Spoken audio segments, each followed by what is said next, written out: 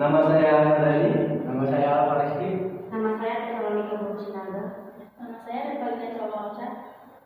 Nama saya Enrique. Kami akan menjelaskan dari 3 materi, yaitu manajemen hubungan industrial, strategi kompensasi, dan praktek penilaian kinerja kompensasi. Selamat menyaksikan video kami. Manajemen kompensasi.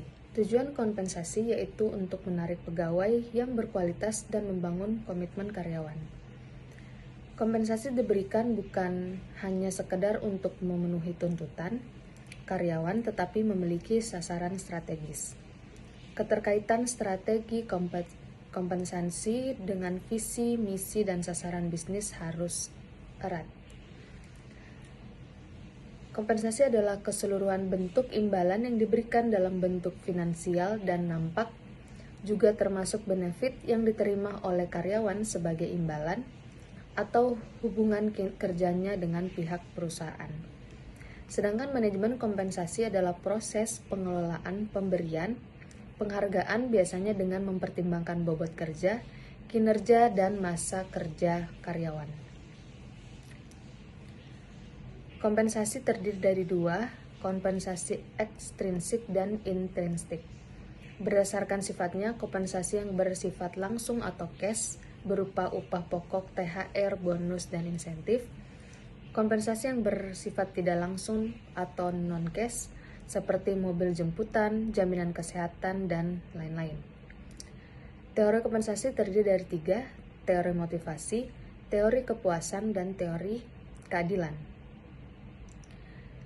Teori hierarki kebutuhan Maslow yaitu self-actualization, esteem needs, social needs, safety needs, dan physiological needs. Sedangkan teori kepuasan, karyawan memperoleh apa yang mereka harapkan dari perusahaan. Karyawan yang merasa puas akan meningkatkan kinerjanya. Sedangkan teori keadilan yaitu setiap individu akan terdorong untuk mempertahankan keseimbangan antara apa yang mereka rasakan sebagai kontribusi dan imbalan saat individu. Lanjut, materi yang kedua itu tentang strategi kompensasi. Pengertian dari kompensasi sendiri yaitu keseluruhan imbalan yang diberikan kepada karyawan dalam bentuk finansial langsung seperti gaji, bonus, dan tidak langsungnya itu seperti jaminan kesehatan serta perumahan. Adapun tujuan manajemen kompensasi yaitu meliputi menarik dan mempertahankan karyawan berkualitas, menjaga keadilan, serta mengapresiasi perilaku yang diinginkan. Ada juga siklus proses strategi kompensasi. Strategi kompensasi mencakup pemahaman organisasi, menentukan nilai yang dihargai, menilai posisi saat ini, menentukan arah strategi kompensasi hingga pelaksanaannya. Selanjutnya tipe budaya perusahaan dalam kompensasi. Ada 4 tipe budaya. Yang pertama klan, yang kedua market, yang ketiga advokasi dan hierarki yang mempengaruhi strategi kompensasi yang diterapkan baik langsung maupun tidak langsung. Faktor penentu nilai kompensasi termasuk ukuran jabatan. Faktor penentu nilai kompensasi termasuk ukuran jabatan, kondisi pasar, kinerja karyawan, pengaruh pemerintahan, serikat pekerja, serta kondisi ekonomi. Skala gaji dan tentang kenaikan. Penentuan skala gaji dilakukan berdasarkan posisi jabatan serta analisis internal dan eksternal. Rentang kenaikan gaji disesuaikan dengan kinerja, prestasi, dan kondisi pasar. Kenaikan gaji berdasarkan survei, gaji di Indonesia diproyeksikan naik sebesar 6,5%. Pada tahun 2024 dipengaruhi oleh inflasi dan persaingan tenaga kerja. Pengelolaan kompensasi di masa krisis, strategi penambahan seperti pemberian gaji ekstra atau insentif dalam bentuk sembako digunakan untuk membantu karyawan menghadapi situasi ekonomi sulit. Pelaksanaan kinerja. Faktor-faktor yang mempengaruhi kinerja mencakup kemampuan, kejelasan peran, dukungan organisasi, motivasi, evaluasi, serta lingkungan kerja. Monitoring dilakukan melalui umpan balik dari atasan maupun metode 360 derajat. penilaian kinerja atau performance apresiasi. Proses ini bertujuan untuk mendukung keputusan administrasi seperti promosi, mutasi, pemutusan hubungan kerja, serta pengembangan karyawan melalui penilaian yang objektif, reliable, relevan, dan lain-lain, dan adil. Kompensasi adalah hubungan antara kinerja dan kompensasi sangat penting dalam memotivasi dan mempertahankan karyawan. Kompensasi yang baik dapat meningkatkan loyalitas karyawan, sementara pengukuran kinerja yang objektif penting untuk keadilan internal dan eksternal. Ada kesalahan dalam penilaian kinerja, yaitu kesalahan umum meliputi kesalahan konstan, misalnya terlalu lunak atau ketat dalam menilai. Faktor dominan itu penilaian berdasarkan kesan umum, dan kesalahan egosentrik atau penilaian berdasarkan preferensi pribadi penilai. Baik, di sini saya akan menjelaskan suatu kompensasi hubungan kinerja, terus kesalahan dalam penilaian kinerja, terus tantangan dalam penilaian kinerja dan kompensasi, terus solusi alternatifnya itu seperti apa sih?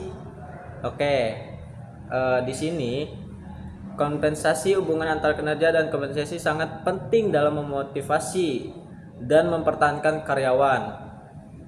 Kompensasi yang baik dapat meningkatkan loyalitas karyawan, sementara pengukuran kinerja yang objektif penting untuk keadilan internal dan eksternal. Jadi di sini kompensasi itu sangat penting antara karyawan dengan suatu manajemen itu untuk menimbulkan loyalitas kinerja. Nah, untuk meningkatkan suatu kinerja yang bagus, kompensasi ini hadir ataupun menjadi solusi alternatif. Nah, di sini apa sih kesalahan dalam penilaian kinerja? Kesalahan umum meliputi kesalahan konstan atau misalnya terlalu lunak atau ketat dalam menilai. Faktor dominan atau penilaian berdasarkan kesan umum, dan kesalahan egosentrik atau penilaian berdasarkan preferensi pribadi penilai. Jadi di sini sangat kompleks kesalahan penilaian kinerja itu, apalagi berdasarkan egosentrik. Nah, di sini dalam penilaian suatu kinerja berdasarkan egosentrik itu sangat tidak bagus karena bisa terancam suatu jalannya pekerjaan. Nah, di situ akan memperhambat. Nah, gitu kira-kira. Terus apa sih tantangan dalam penilaian kinerja dan kompensasi? Nah, di sini tantangan yang dihadapi meliputi ketidakakuratan pengukuran kinerja, keterbatasan sumber daya, ketidakjelasan tujuan, referensi terhadap perubahan, dan ketidakselarasan kebijakan. Nah, di situ itu tantangan yang dihadapi itu banyak, ketidakakuratan pengukuran kerja dan sebagainya macamnya, keterbatasan sumber daya, karena itu menjadi sebuah tantangan dalam penilaian kinerja dan kompensasi terhadap karyawan ataupun manajemen. Solusi yang kita tawarkan ataupun solusi yang alternatif, di sini beberapa solusi yang diusulkan adalah komunikasi terbuka. Itu yang pertama menjadi hal yang paling penting, komunikasi terbuka. Terus selanjutnya pelatihan manajerial, yang dimana di sini semua itu harus bisa memanage suatu pekerjaan. Nah, terus lagi di sini ada penggunaan teknologi. Nah, penggunaan teknologi di sini itu menjadi solusi alternatif yang dimana dalam sebuah perusahaan ataupun dalam sebuah struktural suatu organisasi itu harus bisa menggunakan suatu penggunaan teknologi. Budaya perusahaan yang mendukung kinerja.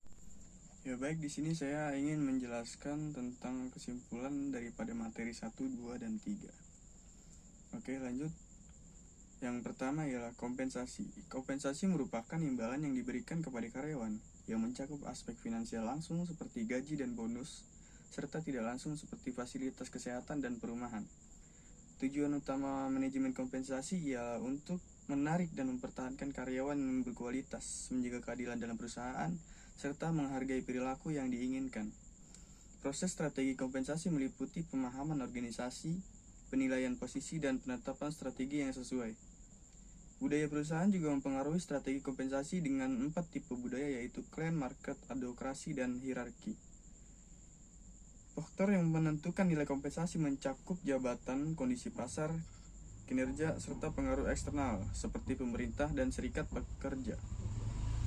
Skala gaji dan rentang kenaikan gaji bergantung pada posisi jabatan, kinerja, dan analisis pasar. Tren kenaikan gaji diperkirakan mengalami peningkatan pada tahun 2024 akibat inflasi dan persaingan pasar tenaga kerja. Dalam masa krisis, pengelolaan kompensasi dapat melibatkan strategi tambahan seperti insentif atau gaji ekstra untuk membantu karyawan menghadapi tantangan ekonomi. Kemudian, materi kedua, strategi. Strategi pengelolaan kompensasi yang baik dapat meningkatkan kinerja dan produktivitas karyawan, memperjelas kebijakan gaji dan benefit karyawan, menarik minat calon karyawan terbaik, mempertahankan SDM yang berkualitas, menunjukkan perhatian perusahaan terhadap karyawan. Namun ada beberapa hal yang perlu diperhatikan dalam strategi kompensasi. Yang pertama ialah kompensasi harus adil dan layak. Yang kedua, kompensasi harus disesuaikan dengan kemampuan dan anggaran perusahaan. Yang ketiga, kompensasi harus memperhatikan undang-undang perburuhan yang berlaku. Kemudian yang terakhir, gaji karyawan harus bersifat kompetitif. Kemudian materi ketiga, penilaian kerja dan kompensasi di perusahaan. Manajemen kinerja adalah proses yang berkelanjutan untuk mengidentifikasi, mengukur, dan mengembangkan kinerja individu dan tim, yang harus selaras dengan tujuan strategis organisasi dalam perencanaan kinerja. Penetapan sasaran menggunakan indikator SMART untuk memastikan kontribusi terhadap tujuan organisasi. Pelaksanaan kinerja dipengaruhi berbagai faktor seperti kemampuan, dukungan organisasi, dan motivasi, dengan pemantauan yang dilakukan melalui umpan balik dari atasan. Penilaian kinerja berfungsi mendukung keputusan administrasi dan pengembangan karyawan dengan mempertimbangkan objektivitas, keandalan, dan relevansi dan keadilan. Hubungan antara kinerja dan kompensasi sangat penting untuk memotivasi dan mempertahankan karyawan, serta menjaga keadilan dalam organisasi. Cukup sekian tugas video dari kami, kurang lebihnya mohon maaf. Wassalamualaikum warahmatullahi wabarakatuh.